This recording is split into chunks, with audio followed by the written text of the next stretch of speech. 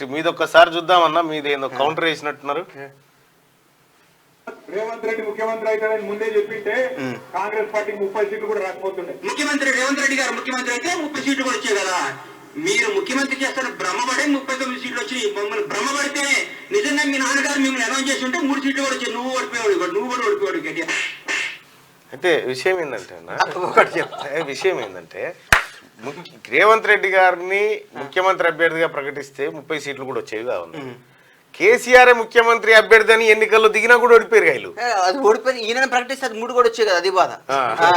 పాపం అంటే ప్రపంచంలో ఏదన్నా వారసత్వం రావటం అనేది అబద్ధం అని. ఒకప్పుడు రాజుల కాలం ఉండేది, రాజ్యవారి తర్వాత యువరాజు గారు వస్తారు. ఆ రోజులు పోయిన ప్రజాస్వామ్యంలో కానీ సినిమా ఇండస్ట్రీ ఒక సంగతి చెప్తాం మీకు, మీరు బాగా వినాలి. ఇది తెలుగు చలనచిత్ర పరిశ్రమ శాసించండు దాసనారాయణరావు గారు. ఆయన గాడ్, అసలు ఆయన కనపడితే కాళ్ళదని అర్ధరాత్రి పోయి గురుగారు అంటే ఏందిరా అని మనకి ఏ సమస్య ఉన్నా ఫోన్ చేయటం కానీ ఏ విధంగా అయినా సాయం చేసేది. ఆయన బతుకున్నంత కాలం సింహంలో బతికాడు. ఆయన కొడుకు ఫస్ట్ సినిమా తీస్తే మేము యాక్ట్ చేశాను. నేను అందులో, నేను నా మిత్రుడు వేడు మాధవ్ అందరం కలిసి యాక్ట్ చేసాం అందులో. అనేది రే అరుణ్ బాబుని సూపర్ స్టారింగ్ చేస్తారా, సూపర్ స్టారింగ్ చేస్తారా అనేది. మేమేమనుకునేది, దాసనారాయణరావు గారు కొడుకు సూపర్ స్టార్ కాక ఇంకేమవుతాడు, ఈ అక్కినే నాగార్జున వెంకటేష్ వీళ్ళు అట్లా పవన్ కళ్యాణ్ వీళ్ళలాగా మన అవుతాడు అన్న భ్రమలో నాకు ఉండేది. అప్పుడు మనకు తెలియక, నేను 25 సంవత్సరాల ముందు చెప్తున్నాను. అదే ఒక ఆయన అచ్చంపేట నుంచి వచ్చి నాతో పాటు మా రూమ్లోనే ఉంటూ కలిసి తిరిగేవాడు. పేరు కూడా మొత్తం పేరుంటే తీసేసి దాన్ని వర్ధనని మార్చుకున్నాడు. ముందు కొద్దిగా కట్ చేసిండు, వెనక కొద్దిగా కట్ చేసిండు.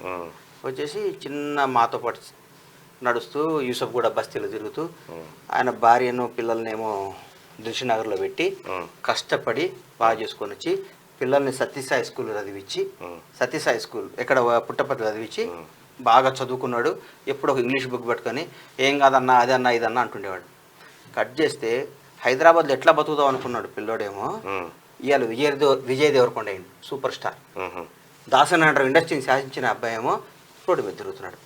మన భవిష్యత్తు నేను ఇది నా పిల్లోడు ఇది అవ్వాలి మనం అనుకుంటే దానంత పిచ్చితనం ఇంకోటి లేదని అన్న. సినిమాల్లో సాధారణంగా ఆడియో ఫంక్షన్ ఏదన్నా ఒక యానివర్సరీ ఏదో అయితే ఒకరినొకరు పొగుడుకోవడము అది సహజంగా ఉంటుంది. పొగుడుకోవటం అంటే ఏందన్నా, ఇప్పుడు మైక్ ఇస్తారండి సినిమాకు పిలిచి, ఈ సినిమా అట్టర్ ఫ్లాప్ అవుతుంది, ఈ హీరో చెప్తాడు, ఈ హీరోకి యాక్టింగ్ రాదు, ఈ హీరోయిన్ మంచిది కాదు అని చెప్తే ఏమన్నా న్యాయమా అన్న? ఆడేదో శుభమాని పెళ్లి చేసుకుంటుంటే పెళ్లి కూతురుంటేది అన్నట్టు మనకు న్యాయమా చెప్పు మళ్ళా? మనం ఎవరింటికైనా ఈ సినిమా సూపర్ హిట్ అవ్వాలి, ఇది చాలా మంచి కథ, ఈ హీరో అద్భుతంగా యాక్ట్ చేసిండు, ఇది మంచిది కాబట్టి అది చెప్పుకోవాలి మనం, అది ధర్మం అది. అంతేగాని పొగుడుకోక ఏం చేయాలండి? ఇప్పుడు కాదన్నా, ఎవరన్నా ఏ పార్టీ వాడన్నా ఏ పార్టీ అయినా చిన్న చిన్న పేర్లు ఎందుకులే, ఈసారి మేము అధికారంలో రాకపోతే అందరికి వెళ్తారా? అందరు వస్తారండి. ఎవరికైనా ఆశ అనేది ఇది. దానికి పొగట్టం అనేది సినిమాలో ఒక భాగం అని, పబ్లిసిటీ ఒక భాగం అనేది అది.